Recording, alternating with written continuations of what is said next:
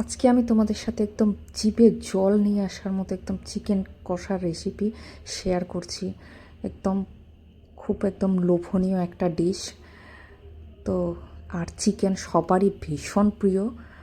তো দেখতেই পাচ্ছ একদম সুপার একদম। তো দেখো এখানের মধ্যে আমি চিকেনটা ধুয়ে নিয়েছি। এখানের মধ্যে আমি গুঁড়ো মশলা অ্যাড করে দিচ্ছি। এখানের মধ্যে ধনের গুঁড়ো, জিরের গুঁড়ো, লঙ্কা গুঁড়ো, নুন আর তেল দিয়ে এখানে আমি মাংসটা একটু ম্যারিনেট করে রেখে দিচ্ছি।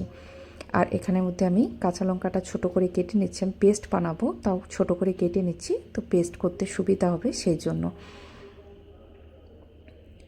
আর পেঁয়াজটাকে আমরা যদি গোল গোল করে কেটে নিই তাহলে কিন্তু পেঁয়াজটা খুব সুন্দর সেদ্ধটা ভালো হয় এবং খুব তাড়াতাড়ি গলে যায় পেঁয়াজটা। আমরা যদি ছোটো লম্বা করে কাটি তার থেকে যদি গোলভাবে কাটি তো পেঁয়াজটা কিন্তু খুব তাড়াতাড়ি গোলভাবে কাটলে গলে যায়। দেখবে অনুষ্ঠান বাড়িতেও কিন্তু পেঁয়াজ টেয়াজ দেখবে তোমরা গোলভাবেই কিন্তু ওরা কাটে। তো পেঁয়াজটা আমি কেটে নিয়েছি। এখানে আমি টমেটোটাও কেটে নিচ্ছি। আর আমার রেসিপিগুলো যদি তোমাদের ভালো লাগে তাহলে অবশ্যই লাইক করবে, কমেন্ট করবে।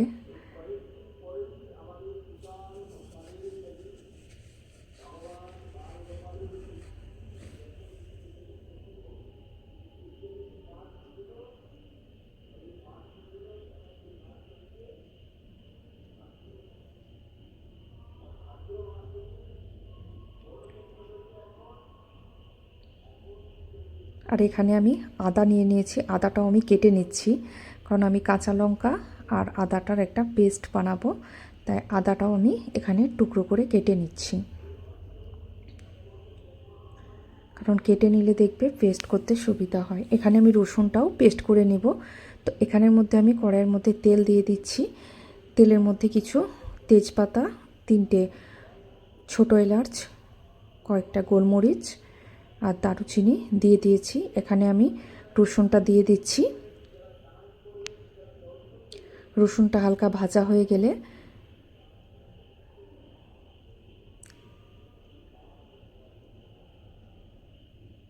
এখন আমি যে পেঁয়াজগুলো কেটে রেখেছিলাম সেটা দিয়ে দিচ্ছি।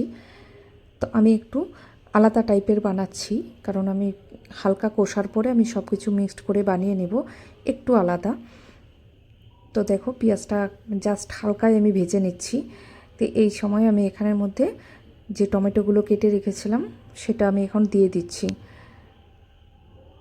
আর আদা আর কাঁচা লঙ্কার পেস্টটা আমি দিয়ে দিলাম। আর এখানে যে ম্যারিনেট করে চিকেনটা রেখেছিলাম সেটা আমি এখানের মধ্যে দিয়ে দিলাম। আর এখানে আমি আলুটা দিয়ে দিচ্ছি। আলুটা আমি ভাজি নাই, কাঁচাই দিয়ে দিয়েছি। তোমরা চাইলে ভেজে নিতে পারো, কারণ আমি চাইলাম একটু শর্টকাট করে রাঁধবো, তো সেই জন্যই আমি এইভাবে সব কিছু জাস্ট অল্প ভেজে ভেজে দিয়ে দিয়েছি। এখন আমি এটাকে কষিয়ে নেব। আর রসুন একটু ভালো লাগে মাংসের সাথে, সেই জন্য আমি একটা গোটা রসুন দিয়েছি। তোমরা চাইলে দিতে পারো, খেতে কিন্তু খুব ভালো লাগে। আর গোটা পেঁয়াজও দিতে পারো। সাথে থাকার জন্য অনেক অনেক ধন্যবাদ। আর যদি ভালো লাগে তাহলে আমার চ্যানেলটাকে অবশ্যই সাবস্ক্রাইব করে দিও, তাহলে নতুন নতুন অনেক রান্নার রেসিপি তোমরা দেখতে পাবে। অনেক অনেক ধন্যবাদ।